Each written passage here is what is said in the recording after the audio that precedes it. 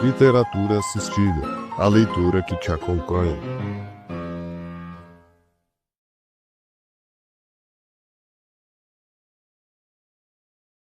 Prefácio sobre Hamlet, por Pedro Borek, Literatura assistida.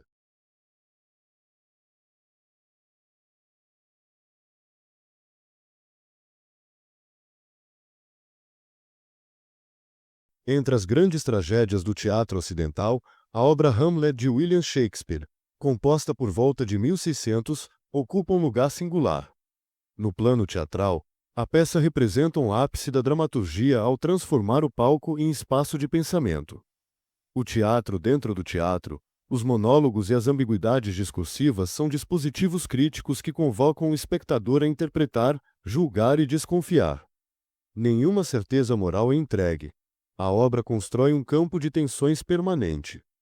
Literariamente, Hamlet evidencia o grande domínio de Shakespeare sobre a linguagem. A obra explora um espectro extremo de registros, do filosófico ao grotesco, do lírico ao político, espelhando a complexidade da vida coletiva. Essa instabilidade do sentido é constitutiva, fazendo com que a peça resista a traduções e interpretações definitivas. Do ponto de vista sociológico, é uma narrativa sobre a crise e a desorganização da ordem simbólica. A peça articula, com rara complexidade, questões políticas, morais e existenciais em um momento decisivo de transição histórica. Embora formalmente situada em uma monarquia medieval, a obra expõe tensões que permanecem vivas na vida real moderna. O reino da Dinamarca é um corpo político adoecido. A morte do rei e a ascensão de seu irmão ao trono seguem uma legalidade formal, mas instauram um mal-estar intrínseco, revelando a fissura entre legalidade e legitimidade. O espectro que ronda Elsinor não é apenas um fantasma, mas a materialização dramática de um passado mal resolvido, que se recusa a ser enterrado e exige reparação. O personagem Hamlet encarna a tensão desta crise. Diferente do herói trágico, de ação imediata, ele hesita, observa, duvida e interroga. Essa hesitação, mais do que fraqueza psicológica, é sintoma de um sujeito deslocado em um mundo onde os valores herdados já não oferecem orientação segura. Ele é uma figura liminar, entre a ética da honra e a consciência reflexiva, entre o dever de agir e o medo de reproduzir a violência que pretende punir. Sua angústia é, portanto, histórica. A permanência da obra se deve à sua capacidade de interpelar questões recorrentes. O que acontece quando o sistema funciona com eficiência retórica e diplomática, mas seu fundamento ético está corrompido? O que fazer quando a ordem é injusta? Qual o limite entre lucidez ou paralisia? Qual o custo ético da omissão em contextos de corrupção estrutural? Ler Hamlet hoje é reconhecer que essas interrogações não são apenas do passado, mas continuam a atravessar as sociedades de todos os períodos. Mais do que um clássico, a obra é um espelho incômodo, um reflexo crítico, sobre o poder, a subjetividade e o peso do passado. Ela não oferece respostas, mas exige uma escuta atenta e uma postura ativa diante de suas inesgotáveis ambiguidades. Não é apenas uma história de vingança. Nota sobre a tradução e adaptação. Esta edição de Hamlet integra o projeto Literatura Assistida, que visa ampliar o acesso à leitura literária por meio da convergência entre texto e escuta. A versão parte do texto estabelecido por Jack Randall Crawford, 1917, e o transpõe do formato teatral para prosa narrativa contínua.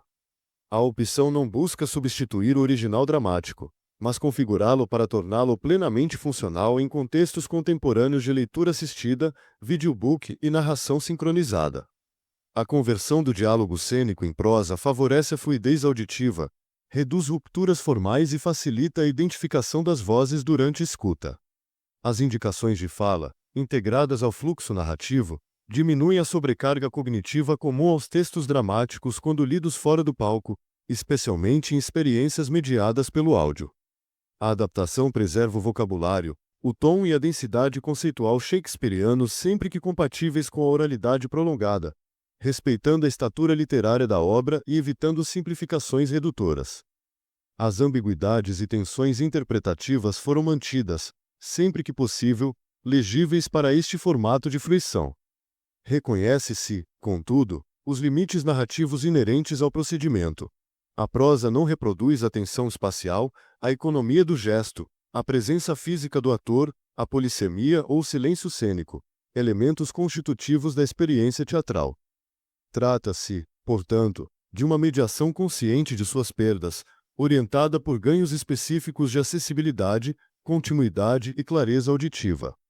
Esta edição se apresenta, assim, como uma porta de entrada qualificada para a obra, em consonância com o princípio do literatura assistida, ampliar o alcance dos clássicos sem descaracterizá-los, oferecendo novos modos de encontro entre texto e leitor-ouvinte em diferentes suportes e ritmos de atenção.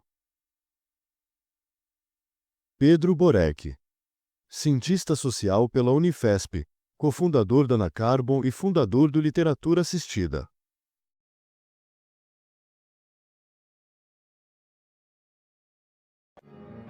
Continua no próximo capítulo.